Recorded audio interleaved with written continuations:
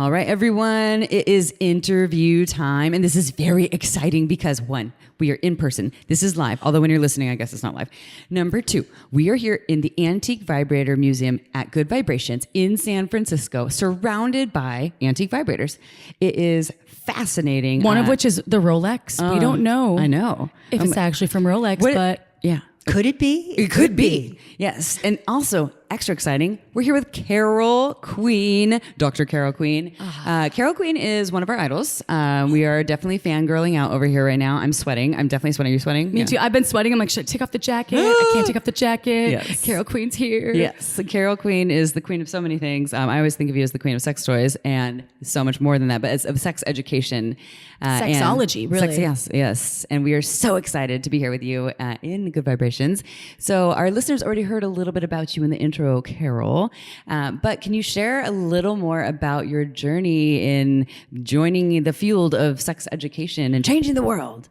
I would love to do that. And first, let me just thank you for having me on your awesome show. If there is anything I want people to get more comfortable with, it is shameless sex. And I'm just really honored to be with you. So yeah, I go way back, although I'm not the OG of most things. I stand on the shoulders of giants. In the context of Good Vibrations, I stand on the shoulders of Joni Blank. And as a writer, there are people who inspired me and showed me paths. And as a sex educator and a sexologist too, I didn't even know there was such a thing as sexology until my then girlfriend and I in the early 80s went to the University of Oregon Library, which before the internet, grasshoppers, was where you had to look up anything about what grad school you might go to. Microfiche? Wait, microfiche? No, they they actually had a box of catalogs and they Oh. dumped them on an enormous table. And she shoved one across the table to me and said, "This one's for you." And I was all, what could that be? The Institute for Advanced Study of Human Sexuality. That's what. And I had already been a queer activist and somebody who would go talk about sex wherever. And this was sort of right at the moment where I had trained to do safer sex talks in the Oregon context, which is where I lived then. And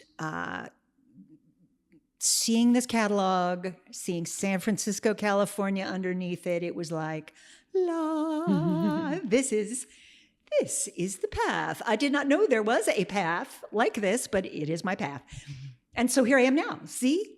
The years have gone by like that. They really haven't. You haven't aged a bit. Oh, aren't you nice? I mean, you look so fabulous and you're so just incredible. Still the work you're doing. You're still doing such incredible work and you've authored a lot of books. You've co-authored books and you also created the Center for, Center for Sex and Culture. Center for Sex and Culture. And I just love your story about coming to San Francisco. And I think you were, there was was it Folsom Street Fair or something? Like one of the first Folsom Street Fairs. And they were like drag queens with glittered beards before Harvey Milk even got shot. This was at Pride. Right. Yes, Pride. It was Pride.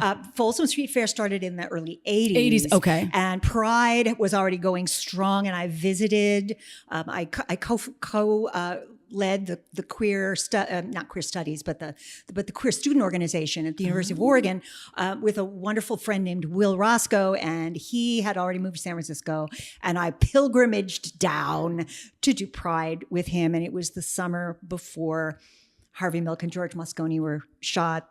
Everything changed, and it hadn't quite changed yet, and there were these enormous drag queens. I'm just going to say right here, parenthetically, shout out to all you drag queens. This is a tough and weird time to be as fabulous as you are. Stay fabulous. Anyway, fabulous hippie drag queens with 2 or 3 wigs on their head to make them taller, and glitter in their beards. Such a good look. And protest signs saying U.S. out of San Francisco. Wow, that's so huge. And I want to say, we're recording today when the APEC summit is happening. And there are some people out there who basically feel the same way now. I was thinking that while I was driving here. I'm like, this is wild. It's the same. It's like, it's cyclic. It's happening again. It sure is. And for some of the same reasons that situations were happening in the 70s too. History rhymes, don't they say? I can see the rhymes. And you were one of the co-founders of where we are here at Good Vibrations, right? You helped establish this sex toy. Now, I mean, it's such a huge brand. This wonderland. I didn't help establish it, but I am the oldest living human to ever be associated with Good Vibrations so far, i.e. most years as well as oldest. And that's because the founder, Joni Blank, who founded the company in 1977, she was working with Lonnie Barbach, the feminist sex therapist, and her pre-orgasmic women's groups at UC San Francisco Medical School. Joni was working on these groups, which were kind of like consciousness raising therapy groups, right? And women would come to the groups. They were for cis women, identified women at that time. And they would be all, something's wrong with me. I can't have an orgasm. And just as we learn when we open any of our books, et cetera, there is nothing wrong with you except you've been given A, bad information, or B, no information whatsoever, and the dollop of shame on top. So how are you going to figure all that out when you're dealing with that situation? And what Joni realized when she heard over and over and over again the things that these women said, especially when they had vibrators recommended to them. And that response was, oh, I could never go into one of those places to get one. No, not knowing that you could get them in a department store or through the mail, et cetera. And Joni finally said, Eureka, this is what I have to do to make change this way. I have to make a comfortable place for women to shop for vibrators. That was the original piece. And she was a sex educator and therapist too on the side. She was multitasking back then, I think. And what she wound up doing was really innovating we want to be able to tell people all the information. We don't want them to come in, pick something they think might work, but not know how to use it right, not even know where their clit is yet, and not be able to make it work. We want to communicate with them clearly, comfortably. And that's one of the biggest sex innovations of any kind, right? In any context. Comfortably communicate, know what you don't know, know what you do know, try to add value with information. That means you figure out how the toy works on your body, you figure out which toy might work on your body, you figure out the people and how they could get more comfortable with one another. It's magic. People laugh at this.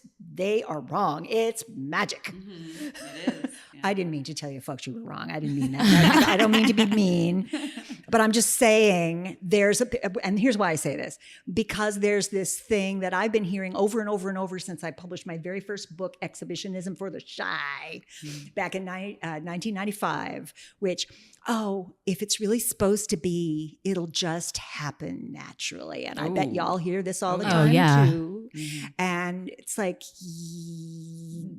new relationship energy is great stuff. Mm-hmm. And if you can't communicate, you'll eventually figure out that you can't communicate. Mm-hmm. Yeah. And then you have disappointment, resentment, all the fun things. Shame. Yes. Trouble. Yeah. So I have a question for you. So Good Vibrations is, in my mind, one of the pioneers of a sex positive adult store, sex shop selling sex toys. How do you define sex positivity personally? And has it shifted and changed over the years? I am super glad you asked. It hasn't much shifted and changed because I first heard the phrase sex positive at the Institute for Advanced Study of Human Sexuality. And I don't think they exactly invented it, but they put a lot of meat on the bones, so to speak, or vegan meat, whatever. Vegan bacon. They juiced it up. They juiced it up. They worked with it. Mm-hmm. And I've worked with it too, I think I can say. But I had never heard the phrase before. I had been running around being an activist for a decade and a half by this time almost. And I immediately heard that phrase and went, this is it, because I was very aware of homophobia and the effects of homophobia, as are we all over again now, speaking of the past to the present and history rhyming. And I also knew that there were plenty of people for whom homophobia didn't explain the problems, but sex negativity explained the problems. And sex positivity seeks to be a cure, a palliative, some more information to consider regarding sex negativity, which is so baked into so many cultural spaces. So I always had what I'm now calling this deep sex positivity for a reason that I will tell you in 1 second. But my definition has to do with sexual diversity as natural, something that should not be shamed, something that everybody has access to their own sexuality, whatever that might be, from sexual to asexual to everything. And there's no one way humans have to be. That's not part of what's healthy for us. And we also need access to information. We need access to support from the state, from professions like medicine, education, etc. Those things to me make up a starter sex positive culture that then we can embroider with what we need and create together. The Bay Area is a wonderful example of that, right? And the reason that I'm calling it deep sex positivity now, so we can really think about sexual justice and human rights issues and things like that, is because it has shifted, not in my mind, but in everybody else's, it seems, to mean, whoo, I love sex. Like it means sexual enthusiasm to so many people. And worse, in some cases, it means, if you were really sex positive, you'd open our relationship. Oh, I heard that one. If you were really sex positive, you'd go to this party with me. If you were really sex positive. Or assuming because you're sex positive that you do those things as well. You'd let me tie you up. Yeah. Meaning Right. being sex positive doesn't mean you have to do any of those things, any of the other things. You can be asexual and sex positive. You could be a virgin and sex positive. You can have had pretty traumatic, awful sex and still be sex positive, because it's not describing the kind of sex you have or how you even feel about the sex itself. It's more systemic. It's just more sociological than that, philosophical than that. Yeah. I'm so glad you asked. And that's the thing, because right now, and this is 2023, and still you have sex therapists or neuroscientists or psychiatrists that are practicing medicine, and the sex education and the sex positivity piece is so minimal. And I know that you probably have something to say about this, because it's unreal to me when we have folks on the show that talk about how little sex training they had in getting their PhD or getting their MD, and then going further to actually get their sex certification or sex ed training. But can you just talk about this? I don't even want to direct the question. I just want you to roll with that, because I know you have a lot to say. Help, yeah. Well, I'm so glad to hear that people who are of this experience are comfortable disclosing it to you, because there was a study done in the early mid 80s that suggested that the majority of people in the United States who were surveyed, if they had a sex problem of some kind, would go ask their medical doctor for help with it, which is, at least they thought of, getting help with it. That's a plus. But, and a few of them would ask their pastor, and a couple of people knew there was such a thing as a sex therapist, but they literally believed, it seemed, that you could go to an MD and start talking about sexual functioning, and that doc would A, be comfortable talking with you about it in the first place, and B, have had some training to actually get doctors get, and many other professionals get, the kind of training that in a jacked up format that we give youth in high school, which is, if we give them any sex ed at all, which is, watch out, you could get in big trouble with comprehensive, this. Yeah, it's like do this. And here's a condom. This is what a herpes lesion looks like. Here, you'll be tested on this later. And Yeah. I'm like, you sure will be tested on this later for much of the rest of your life, probably, because this is part of incipient sex negativity everywhere, even if people don't understand this at all. When we look at sex first as a problem, we already have cast our discussion in this negative light, that we don't talk about joy. We don't talk about pleasure. Well, we all talk about joy. We and love that pleasure. conversation. Plenty of people Preach do talk that. about joy and pleasure, but it's not baked into the trainings of these professionals yet. And the professionals are going to get all the folks who think that they're the most trained when they might be the least in some cases. Props to all of you professionals who went and got the extra training, because we know you're out there, and thank you. Keep talking to each other at conferences. It matters. And then there's the people who, on the other hand, switch to sexperts, bloggers, et cetera, who often are fabulous in their vertical, in their piece of knowledge that they've really devoted themselves to based on their own responses, interests, et cetera. But they, just like the doc, who can't talk about the thing that they can talk about, let's be fair to say, in many cases, can't talk about all the people who don't share that interest or response with as much information and as much,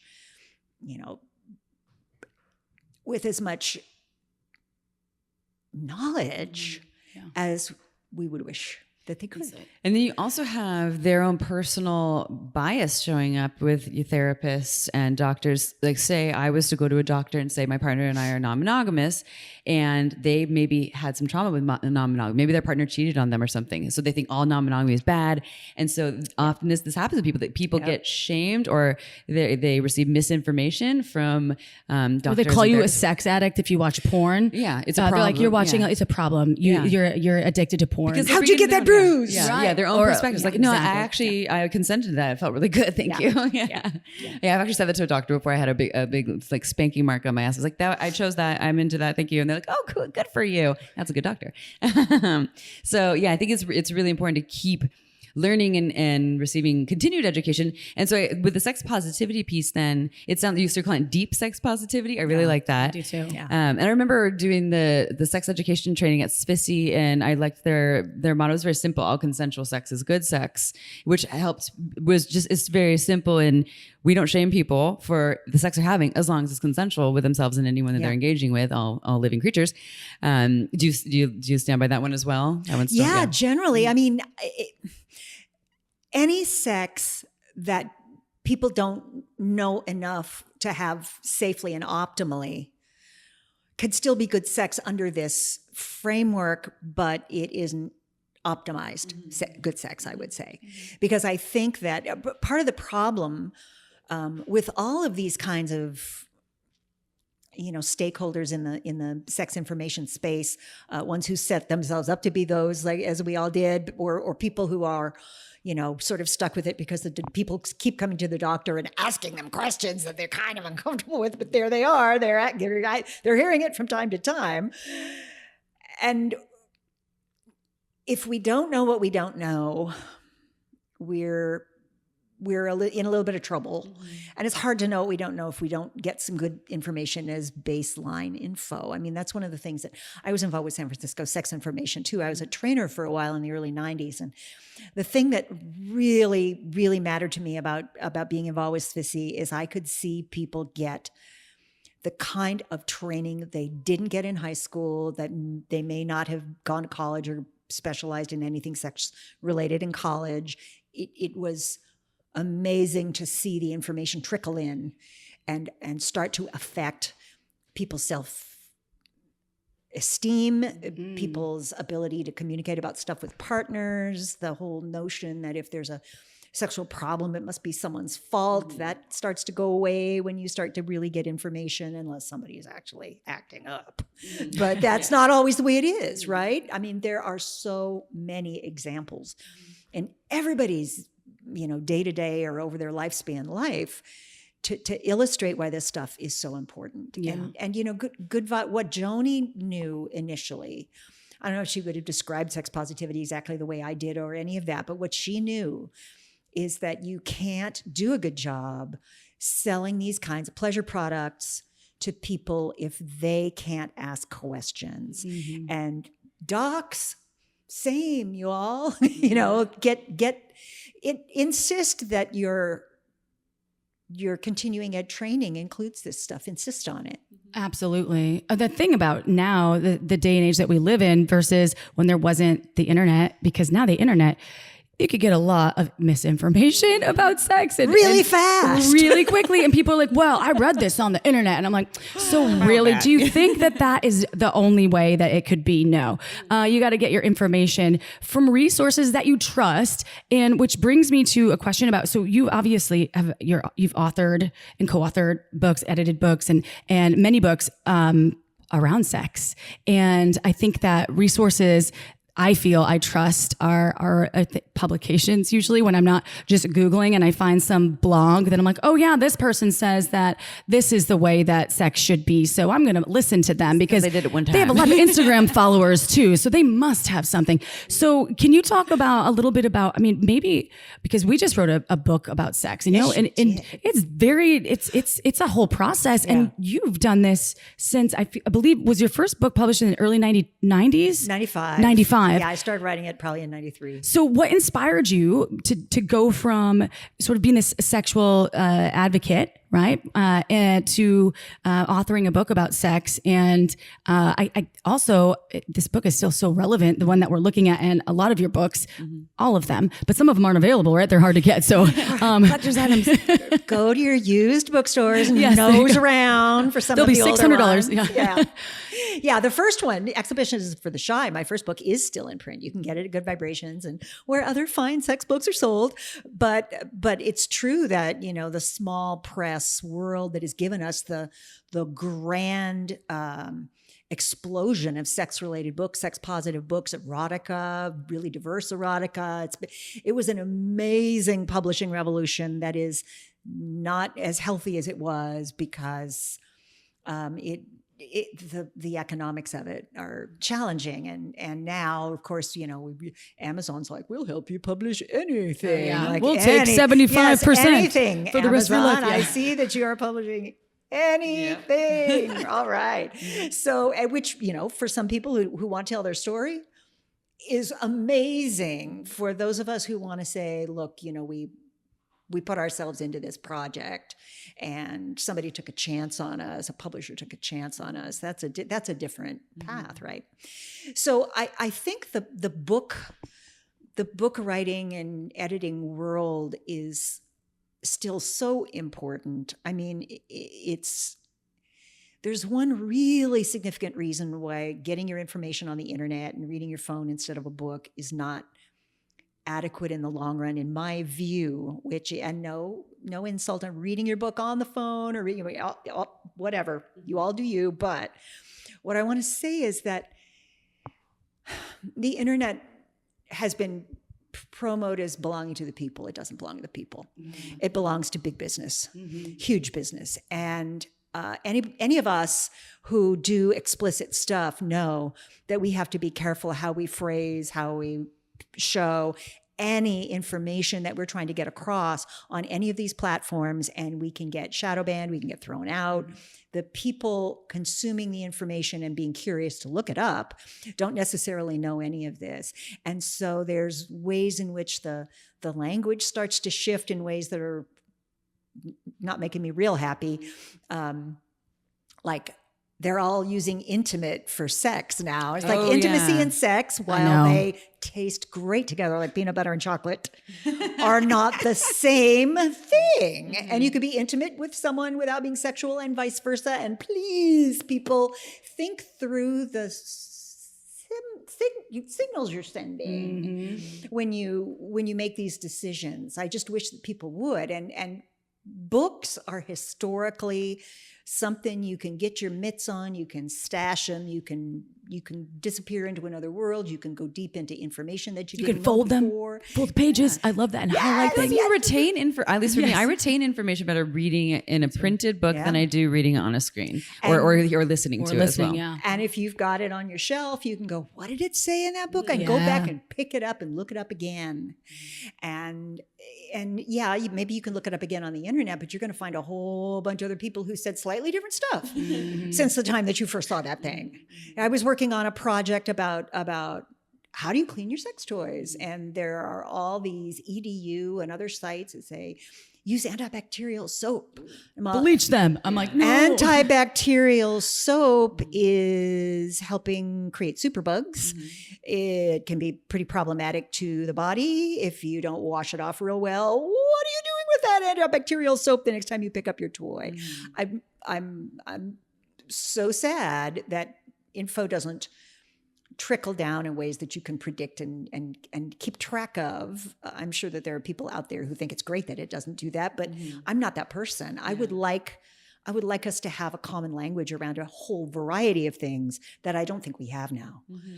So we just keep putting out info. That's what we can do, right? Keep talking, keep saying it. And don't bleach your toys. Don't bleach your toys. Or use So if you're going to bleach your toys. toys or use antibacterial soap, you might as well just pour some bleach or antibacterial soap in your pussy. I mean, it's like kind of the same thing. Or whatever your bits ass. you're using, or whatever bits you're rocking. If you've got something that is just completely non-porous and you rinse, well, okay, maybe people, but if you're that worried about bleaching your toy, to me, there's an underlying worry that you're expressing with that level of, I got to pour bleach on it. April's a germaphobe. She doesn't even do that. Do not pour bleach in your parts and don't add bleach later using the toy that you bleached before. Yes, you would hope that everybody would get to that by common sense. You would think. But sense is not common when it comes to sexuality so often. Because people aren't talking about it often. So I'm going to kind of tie in the pieces here because you have so many books. So the Sex and Pleasure book. I can't say it. Good Vibrations. Guide to great sex for everyone. Guide to Sex for Everyone. I hope so. That was a lot to live up to when they came up with that title. And this was written, what year did you write this book? This was written in 2014, 2015, something like that. Okay. I think it was actually released in 2016, maybe. I'm so curious to read back. I'll need to read back to see, like, because so when we're going to talk about sex toys here, what the information on sex toys, because it's always changing. We're learning so much more in your book and then ours in 2023. How that has shifted because we're constantly learning about the sex, so many things, and then the types of sex toys that are out as well. Right, there were things that hadn't been invented yet that are now on the market. Yeah, and we all have in common that we come to writing these books about sex with strong information and focus on toys as an inclusive part of what we want to get across. I mean, I can think of cases where I would write a sex book where I may not focus much on toys, but for learning how to play optimally, you got to talk about sex toys is one of the ways that you do it, that you learn to do it, that you learn what you like to do, all the things. Yeah. Oh, we love sex toys over here. Spicing up the sex life too. I mean, everyone's always asking, how do I do it? That's a big question there. So so we have a table here. If you're not watching us on YouTube, Instagram, all the grams, all the TikToks, wherever we are, go follow us, Shameless Sex Podcast. And I'm sure Good Vibrations will be doing something with these videos as well, so you can actually see the video version. But on the table, everyone, we have some lovely products here. Some of our favorites have made it. Some of Carol's favorites too. Yes. All right, Carol, let's start with what is your ultimate go-to favorite sex toy? And I'll expand that to what was already pointed to. Has it shifted over time? So no. How long has it been your favorite? Is it new favorite? Wand. Classic? I did not start my sex toy journey with the magic wand because this is why I'm qualified to be the curator of the Antique Vibrator Museum. There was a vibrator in my parents' closet when I was a teenager. And I was like, isn't that a vibrator? Downstairs, open the door, snatch it. I never gave it back. I was a terrible child. They didn't ever ask for it back. It makes me think they might not have known how to use it optimally. And I can't undo that, but I can talk about vibrators to everyone from here on out. And it was similar to one of the things that you would have seen in this case. And it was an old damn vibrator, and I was thrilled with it until I discovered the magic wand. And then I was extra thrilled with that. I did not, like some people do, name my wand. People will be like, I named my wand Wanda. I'm like, I was thinking Wanda when you were saying that. And It's supposed to be Wanda. everyone else who decided to name your wand. But the other toy that is here in front of us that I actually am really also very thrilled with is the GG. The Lalo. That's a classic. The tag. I couldn't get it to pull all the way off. They tied it so tight. Why do I love it? I love it because of the shape of the head and the curve. I think this is actually a really optimal G-spot toy. It's firm, and G-spot toys often need to be firm. But the other thing I love about this thing is that the rather flat head means that it can be a great clitoral external vibe too, or wherever external vibe. If one does not have a clitoris, or call it that, whatever you got, whatever you call it, you could probably find fun things to do with that toy. And I love the size of it too, and you know, we come from working in the retail floor at Pure Pleasure, which is now Good Vibrations, everyone, in Santa Cruz, and it's like we're related. I guys. know we are. Really It's is. full circle. It is full circle. And the GG was for people who are new to G-spot stimulation. A lot of the other ones were a little too big and scary for them. And so there was this thing like, okay, it's not this big scary vibrator. It's very sleek. The shape is really good. And people just felt really, really safe. And they haven't had to change anything about it since it came out, it's which fabulous. was maybe 2010, It's 9. a fine design, just like it is. I mean, there are going to be other classics that get developed and don't need to be tweaked much at all. But this is certainly one on the classics list. The other thing that I want to say that I'm just so happy got invented is the O-Nut. Oh, right. We've talked about this on our show. That it's so genius. The O-Nut is brilliant for those people who everyone's like, size matters. And I'm all, and sometimes too much hurts, baby.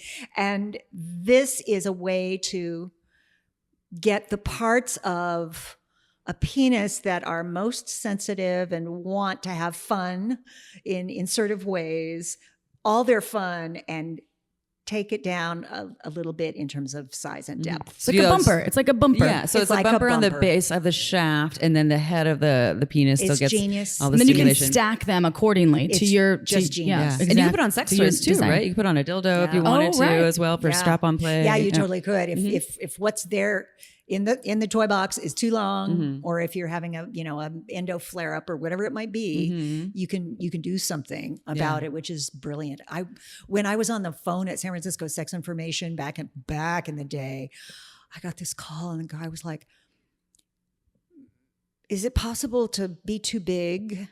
Like, well, that's a complicated question. Why are you asking this? It's like, because all the girls at my college have told each other that it hurts to have sex with me and I can't get a date anymore. And I'm all, pobrecito. Also, I'm like, okay, so let me just ask you one question for starters. When you get with somebody who seems to be willing to have sex with you, do you really take advantage of that quickly? Do you hurry? Do you go for it? You're like, oh, we don't want anyone changing their mind or something, we don't want the lights to go out and have to stop. Well, what? He's like, of course. I'm like, you can never do that again. Slow down. Unless someone says to you, do it. Then do it. So the thing about sex toys, we get asked all the time about, okay, what sex toys should I go for? So if you had to recommend, okay, someone's brand new and they're walking through Good Vibes and they're in San Francisco and they're looking at maybe the Antique Vibrator Museum, and they're like, whoa, things were really interesting. And they wanted to buy 3 different products to use that they could discover what they would enjoy, I guess, with their bodies. What would you recommend? I would recommend that they look at wands, and if those seem too like big and scary and whatever, which they're not, but sometimes people look at wands, get terrified, and they have not actually received the memo that this isn't an internal vibe. Right. There's some wands today that are developed in such a way that you could use them internally if you were pretty frisky, or have attachments that you can put on, right? Or have attachments that will work. But the idea that this vibrator, the magic wand with a tennis ball roughly sized head, is supposed to go where? It's like on your external body where it feels the best, or where you're sore. That's that's where shoulders and bits. Yeah. So if they're scared of wands and they're not ready for that notion, what I'm calling palm vibrators, which are the kind that are basically the size of your palm, you hold in your palm. They're great for partner sex because if you can fit your palm between your bodies, you can usually fit the vibe too. And also, P.S. This is a PSA from me, Carol Queen. You can put your hand between your bodies and touch your clit if you got one. Please don't be afraid to do that. Before I die, I would like all the porn stars to have done at least one scene like that.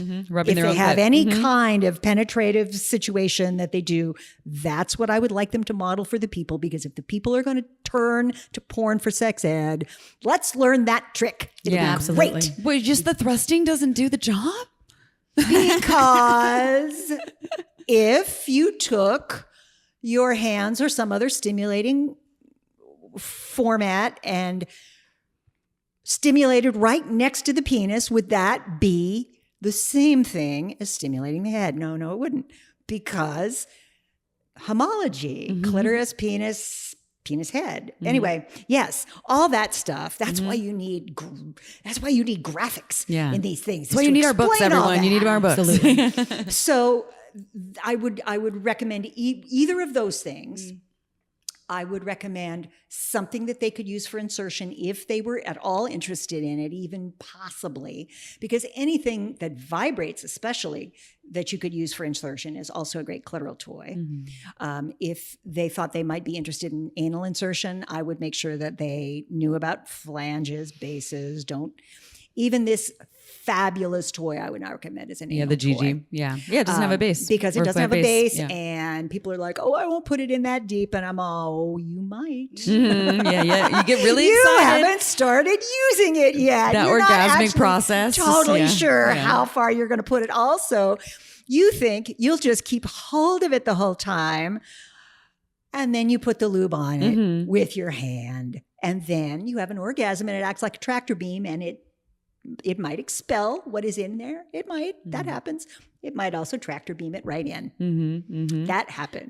Go to the hospital if that happens, everyone. Don't Yeah, shy no, away. that's especially if what you had was vibrating. Because that heats up internally, and that's kind of a medical emergency. And My butthole hurts just thinking about it. I know the people at the hospital have seen They've it seen all it all, before. yes. And Yeah. if anybody gives you any humiliation or grief, get their dang name and turn them in. It's not okay. I have a question for you about, so we're talking about lube really, really quickly there. What is your understanding? We have some silicone lubes on the table right here with this liquid, silver, and Uber lube here. And we are huge fans of both brands, especially Uber lube over here, though we're like diehards. But what is your understanding about, because this has changed too, our understanding about silicone on silicone with toys. What is your current understanding about that? Because like, the information keeps on shifting. Yeah. My current understanding is that there still are some toys in circulation that appear to not do well with silicone as a lube. So either make a little test patch before you use silicone lube if silicone lube is your jam, or cover your silicone with a condom and use your lube if silicone lube is your jam. But that some silicone made now seems to be pretty fine. Yeah. But I don't want people to spend some money on a silicone toy and Have a problem. Yeah. think Yeah. that it's going to be fine and then have it not be fine. Yeah. So the don't use those two things together message, I sort of fear needs to be the base message that more people hear, so that they can be cautious. And then if you can add a little more, but just in case, do a test patch and see how it works. Also, like not marinating it like a steak. Wash your toy. Like wash it. Like don't marinate it in the lube. That's what I always say. I'm like, just wash it after and it will probably be okay. Yeah. And also the thing that I think is really important for people to know is that it doesn't like dissolve the sex toy or anything like that, but it makes the external the external part of the toy sticky. Or like bubbly sometimes. Or it kinda sometimes bubbles. bubbly. But it It'll- takes time. It's not like does. just in 2 minutes it does. It's a that. marination. It's the marination. The steak marination. Or your vegan steak, everyone. Your vegan steak. So yeah, and I firmly believe that there will be a day, when only the nice antique. I used to say, silicone is an heirloom unless the dog gets it. That's a chew toy. Or yes, when you break the surface with silicone, it'll tear right in half. But if its surface tension is intact, and then you also have to worry about putting it in metal ringed harnesses. And riding too hard, because that was the other thing. It was just tearing the balls off of silicone dildos all through the late 90s. People were distraught, sad. they had to get a new toy every time it happened. It was get a rubber ring for your Yeah. harness is what you really want. What's your favorite water-based lube? We don't have one on the table here, and water-based is always a little hitter. We have one that we've actually started to learn to love. There's other ones. There's ones that we like, but we're like diehard silicone people here. What do you feel about water-based? Water-based lube was my go-to for so long because condoms and lube, and there wasn't really silicone lube yet in the days of the AIDS epidemic, and that was part of the core message that we had to send then, of course, and still do. Well, not that everyone is, checking their voicemail to get the memo these days, but what the one that I'm actually talking about the most lately is Good Clean Love, because she seems to care so Canadian much. brand. It's Georgina. Yeah, is it?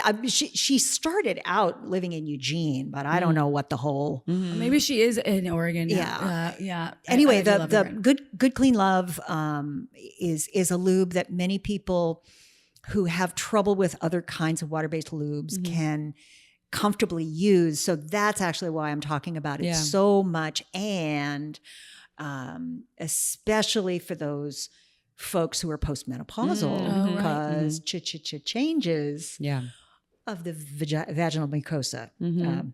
Thanks, Bowie. Probably weren't thinking of that when you wrote that song. We have that in our book. Was a changes. Yes, Yes. That's it happened. Timeless. That was Thank in the you, Bowie. back of my head as I said that, actually. Yeah, and because there's such bad info or no info out there about perimenopause and menopause, and a lot of people wind up asking me questions, and I bet this happens with you too.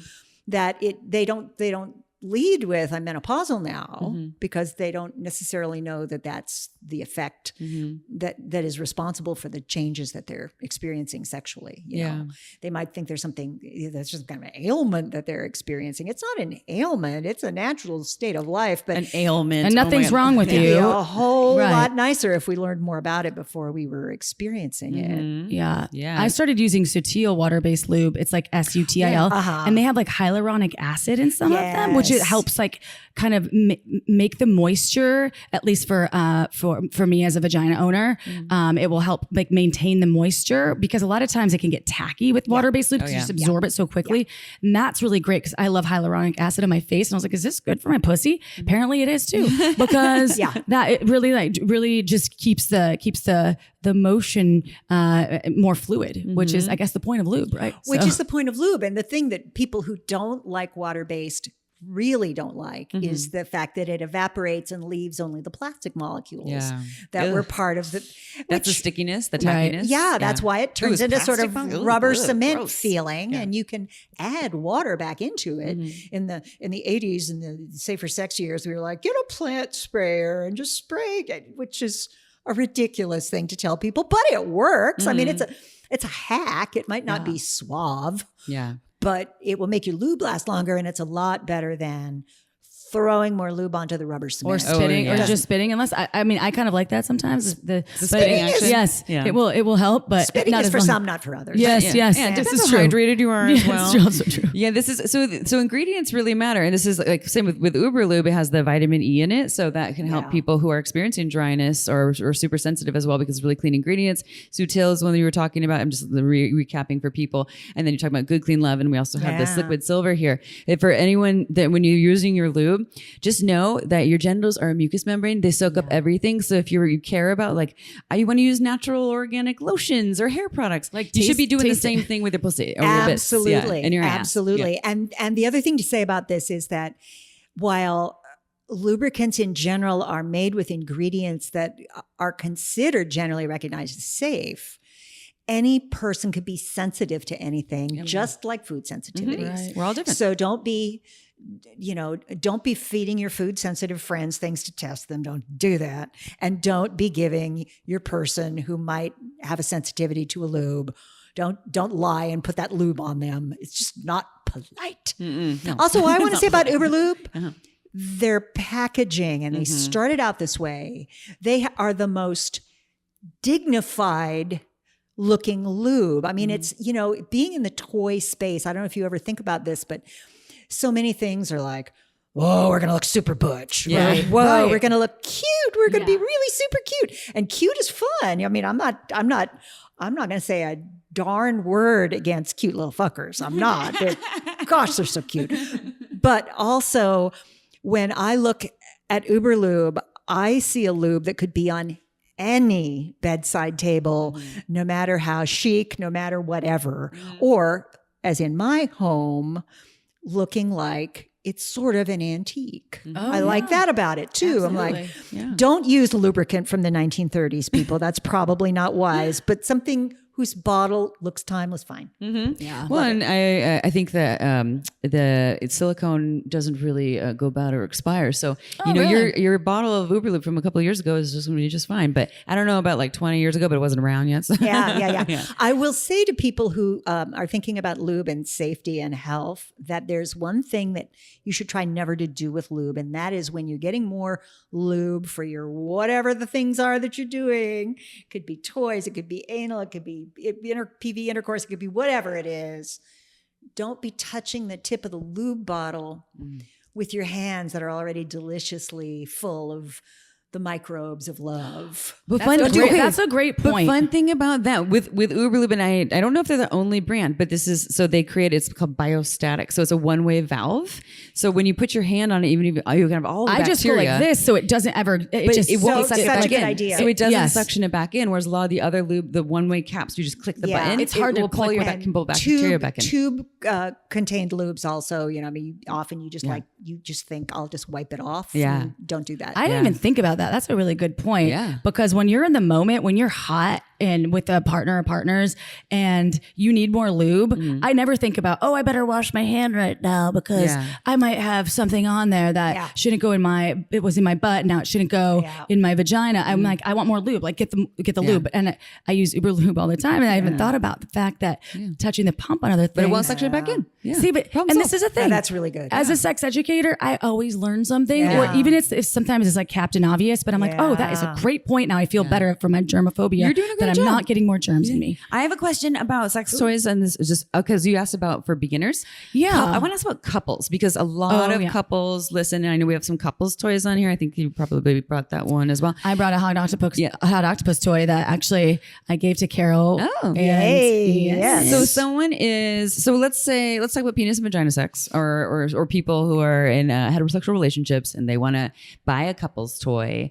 And what would you recommend? Carol will be like your go-to, and I know April has something to share with that too. Well, I want people to know about the style that The We Vibe. The We style. Vibe. Yeah. They have a few versions. This Began. is Yeah, yes. the chorus, right? I think this is the chorus. Is that the one that there kind are- of clicks different? There are a whole number. Okay. Yeah, I think so. And there are a whole number. One of them is much more slender than the other because, as it turns out, not everybody likes the same size of pretty much any toy. So it was wise of them to sort of take this great design and make it even more accessible to different kinds of people. But the thing that I've always noticed about the We Vibe style, the sort of one end's in the U shape and the other end is out on the clitoris, is that when things get rolling, it's moving around. It starts to move around. And that is something that you can, fortunately,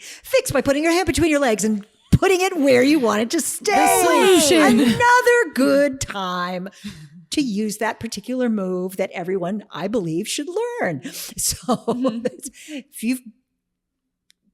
if you've got a hand that fits between yourself and your partner, Use it. not 100% of people do, but many people do. Use it. Yeah. And so many of our arms are just the right length for that. It's not a coincidence in my view. So, and I love This is the Pulse, Hot Octopus that the Pulse. Pulse is not only an awesome sex toy for a person with a penis, doesn't even have to be a hard penis. One of the things that really mystifies me is how many people with penises think that if they're not hard, there's no sensation. Right. I mean, Or they can have sex. or that orgasms. they can have partner sex. Right. But even like if I can't get hard, there's no point. I don't know if you're by myself, I'm like, there's always a point. Explore, for heaven's sake, get a little lube, see what happens. But this is also it's good for those circumstances. The person who's always hard and wants to use a toy like this. So many people with penises don't go towards vibration. I'm like, oh, people don't just leave vibration to the people with the clitorises. I mean, I will proudly say that as a clitoris having person, I have helped to promote these toys for most of my adult life. And I'm very, very happy that my life led me to a place where I could do that. I think it's good work to do. But we're not keeping you from vibration for the most part. So check it out, because that way you understand better what it is we're getting at when we're saying how cool vibrators are. And also that somebody who is a partner of a person with a penis can rub on this. Right. If they have a vulva, especially. Because think about foreplay. Foreplay, yes, your hand is great. If you want to incorporate two bodies, though, that's why I thought when I started with Hot Octopus, I was like, I don't have a penis, so I don't understand how this toy works because it doesn't fit on my body correctly, how I wanted it to. Right. And then when I realized the Pulse Duo, that you could grind on it, even with soft cock play, and I need blood flow to get I can't, don't try to stick anything just straight at me Just don't try to do that or for most anyone. people. Yeah, anyone. No. Get some blood flow. That Even is if you some have a lot of good lube. basic information. Basic. Get aroused before insertion. And aroused doesn't have to mean erections, though. It just means arousal. Aroused. Yeah. Also, just get blood flowing, because our erectile tissue, as my clitoris needs, I can't just go straight into action. So I love like almost combining two bodies into one, and you can use your hand to keep it in place. But the bodies do keep it in place if you're doing like cow human style, if like the vulva owner's on top, or missionary style. And then if or when, or if it does it, the cock gets hard, you feel like penetration or some sort of oral play is necessary, you can go that direction. And if your penis, you don't necessarily have to have an erection to have an orgasm. That's right. That blows people's mind every single time I say it. Yeah. And they're like, are you sure? I'm like, look, the research shows, the internet didn't tell me. Okay. There's actually research Wikipedia about told it. me. Yeah. I learned from, there's about 9 years of medical research, because Also learn from observation. and observation as well, which is why the human body is so fantastic. So I'm so happy that you love it. sleep. I wasn't touching myself. Yeah, I wasn't, there was totally. hard or any of those things. Yeah. It's just the brilliance of my mind. And this is sex tech, though. 2023 sex tech. There's so many different innovations. And when I worked at the sex shop back in 2008, the We Vibe was something that didn't fit my body correctly, but now they have so many iterations that it can slip in there. And I love that. Now there's soft cock play toys. There's cock rings. Do you like cock rings? Because I love cock rings. And that I was going to say, I didn't mention cock rings when you asked that question, and I really should have. This one's the Nose, right? Yes. I was like, I already forgot the name. No. Fun By Fun fact, Factory. and look, they're not bunny ears like all the rabbit vibes, but they're little like ear-shaped protuberances, perhaps, that a clit could fit in between or whatever. And I love cock rings, but I also think that many people have an expectation of cock rings that they are going to be automatic orgasm during intercourse guarantors, and they're not in some cases, because for some of us, we want the vibration to stay on the clit the whole darn time. As soon as we get into the sort of the ramp up, don't move the vibrator away. Yeah, it's frustrating. And in intercourse, generally, the vibe comes to you, the vibe goes away, the vibe comes. It's kind of it's an awesome It's a tease. Yeah. It might not be enough for everyone to orgasm, but I really want to encourage people, possibly they might want to get an O-nut to make sure that this is fully comfortable, to do the insert and grind and don't do thrusting. The least little bit of thrusting. Then you got a couple's toy. Yeah, exactly. Even if it didn't work the way you thought it would prior to trying that, I really encourage people to give that a go. And that toy, the Nose, one thing I really liked about it is the firmness of the silicone, but yet it's still stretchy, so it seems like it's going to work for most people. It looks like two little forks. Yeah, little forks on the top. That are wide enough. And I also like that you can potentially just use as a hand or finger vibrator too. Right. Like it doesn't have to just be for a cock, or you can put on a dildo too. So you can, it's many toys in one if you want to get creative. One thing I wanted Carol to speak on, because we talk about this in our book about the evolution of sexuality as a human being, like an individual person, not only in relationships, but as you are aging, not even if you're aging and you're menopausal or you're perimenopausal. I'm talking like from 18 to 25. Your sex can change with self, with others, and that's why having a curated blend of sex toys and tools in your tool belt. But can you speak to that from, I guess, your perspective? Also, just normalizing that if you feel compelled to. I don't want to coerce this out of you, but I have a feeling you feel similarly. But in your experience, since you were, I feel like a sexual revolutionary to how people's sexuality can shift and change, and their orgasms can change over the years. There are so many things that can make a difference to people's sexuality changing, their experience of their sexuality changing. And one of the things is, you know, as you imply, just time going far in its flight, right? From the time that the hormones hit when you're an adolescent or pre-adolescent to the time when the hormones change, recede. They don't go all the way away. Our hormones stick with us, but maybe not as much. To things like hormonal birth control or other kinds of medications that we might take for a variety of things, or the conditions that we take the meds for that can very greatly change arousal levels, orgasm strength or ability, things like diabetes and drugs for diabetes, things like other circulatory system things, SSRIs, yes. which is a terrible irony that depression can mess with our ability to have pleasurable sensation, can create or be accompanied by anhedonia, and then so does the medication that makes you feel better, except for that part. It's just not fair. Drug people, keep working on this. Put your shit together. You're not come on. done. Yeah. You're just not done. Just keep working. Thanks. Not a big ask at all. Nice talk we had. Great. I think that's really vital information. So I want to, because we actually wrap up soon. We just keep Carol forever. I want to just know a little more about. So you have so many books here, but who is the Sex and Pleasure book for? Everyone? Well, great sex for everyone, as you see. I would say the Sex and Pleasure book is for any adult who wants more overarching information about sexual anatomy, pleasure and arousal, toys, different kinds of play, sex through the lifespan. There's some information in there about safe sex and sexually transmitted infections. There's a whole range of things that hopefully will be additional. It's not exactly the joy of sex for the 21st century, but one of these toys one of these books that tries to get at all the different elements that sometimes people just haven't learned about. And every time I go back and look at the book again now, I'm like, oh, I could have said some extra stuff about that. So if you ever see an update of this, it's gonna look like a dang encyclopedia, but that is perhaps what it needs to be. And of course, anybody can create their own encyclopedia of sex information, you know, with your book and all the specialized books about the things that they like to do or know that they would like to do if they ever found anyone who would do it with them. Yeah. And the better you get at communication and the more you know, the more likely it is you will find someone who wants to do it with you.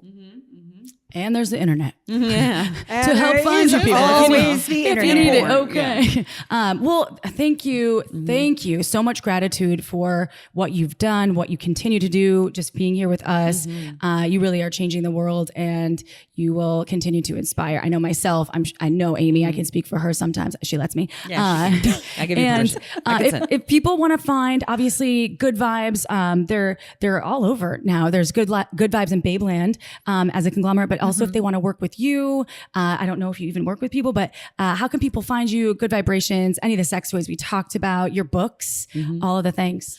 Well, some of the books, as I said earlier, are kind of out of print, and you can't always find, especially a paper copy. You might be able to find some of those things as ebooks, but that's why you should be schmooing through your local used bookstore regularly to find out what treasures are in there.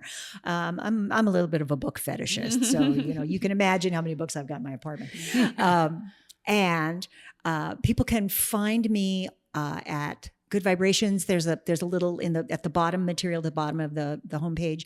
There's a little bit of info on how to email me and ask questions and check in and this and that. I don't usually do one-on-one work with clients or one-on-two work with clients, but I can give people thoughts about issues that they're having. And as you mentioned before, I'm the co-founder and the director of the Center for Sex and Culture, which we thought had closed a few years ago. But guess what? Somebody adopted us, and we've started to add. Yes, we're starting to collect books and people's papers again. So we are one room in the Folsom Center now, and those are the nice people who put on the Folsom Street Fair. Nice. So they're up for almost anything, including books. It turns out. I was just so happy to hear that. And I have received a grant.